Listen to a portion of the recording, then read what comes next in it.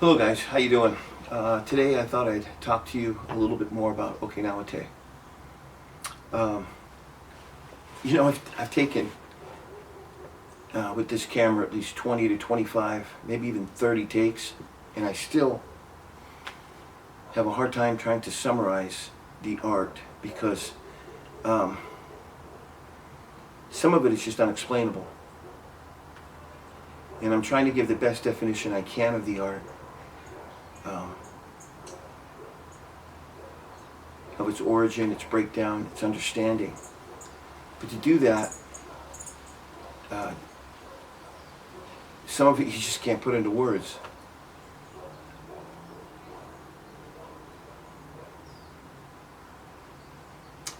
Shihan embodied Okinawa-Te. He was Okinawa-Te. He lived Okinawa-Te. He taught Okinawa-Te. Now, I'm not going to get into the political or the misgivings or what he taught or the money he took or any of that. I'm just talking about him and the art. He created the art Okinawa-Te based on who he trained with, and his last instructor was Grandmaster James Matose, who we met here in LA while Shihan was teaching at the Echo Park Recreation Center, Kempo. He actually ran into Matose, and there's a whole story behind that, and we'll get into that later. But what Shihan was able to do was to recreate art of talent and skill that I've never seen done by any other instructor that I've trained with. And I'm not knocking any other art. I'm just talking about him and what I saw him teach, create, and make up on the spot. Quick story. Back then back in the early 80s, we were going to magazines, we were doing demos together, we were practicing a lot together and doing two-man sets and making up stuff. The funny thing that you guys may not know is whenever I would go to Shihan and there was an audition, he was Johnny on the spot. He never, ever, ever said no.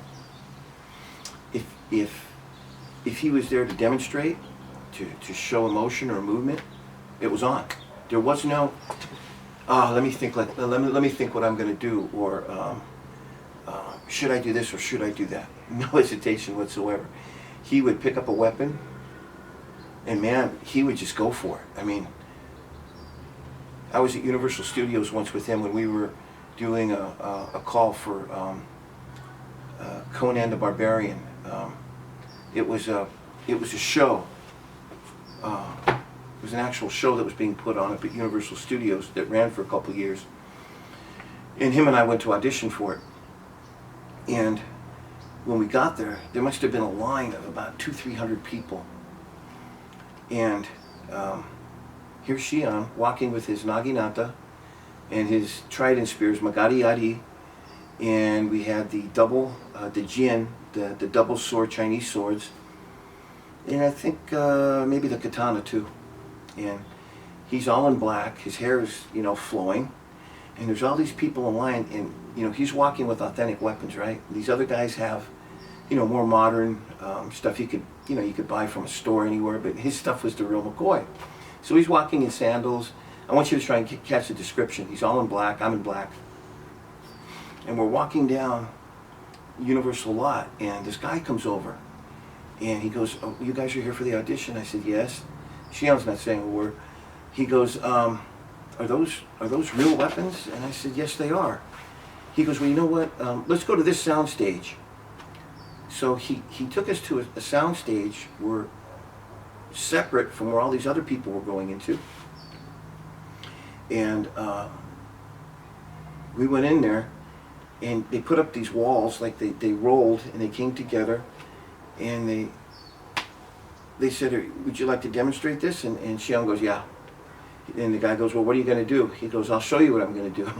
So I go, "Shihan, would you like me to go first?" He goes, yeah, you go first. They're not going to understand what you're doing anyways, just go. So I went out there and I did some double sword stuff. I moved it around. And I looked at him. He made a gesture to me like, yeah, it was okay. And then he goes out there, right? And he puts the Magari-Yari on the floor. I think he did the Magari-Yari first, then he did the Naginata, or vice versa. Anyways, he puts it on the floor, and I'm looking at him like what are you doing? And there's a table across from us with all the the producers and whoever else they are, and they got the camera rolling. He goes over to it and he does these hand motions, comes over like this, he's doing these wide hand motions circling, and then he goes over the weapon and he kicks the weapon up and catches it. And then you see that he's going like this, with the Magari-Yari, and he's poking and spearing and covering. You see his eyes moving with that Magari-Yari, and I'm like this, So he goes like this, and then he spins it right at one of these directors or whoever they are faces, like maybe less than a foot away, and you see the guy's eyes just open up, makes a loud ki. A couple of the people jump. He comes back, drops on one knee, pops back up, puts it on his foot, drops it down, comes back up and bow. He comes back up and bows to them. And you could just tell that it was silence for seconds. They were just looking at each other. I swear to you, a couple of the mouths were like, they were just like starstruck. They didn't know what the hell they just saw. So they thanked us, they stood up, and all those people bowed to him. I mean, not at me, but they all actually turned to him and they bowed, and they said it was I don't know their exact words, but it was like an honor to see this, or your demonstration was fantastic.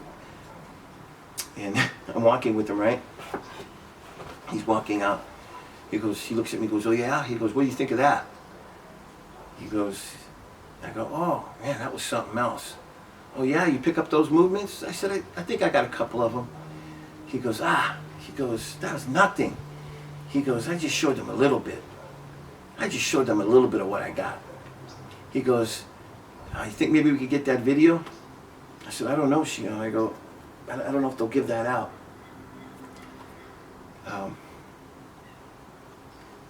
That was just a brief moment in time that I remember, and I thought I'd share it with you guys.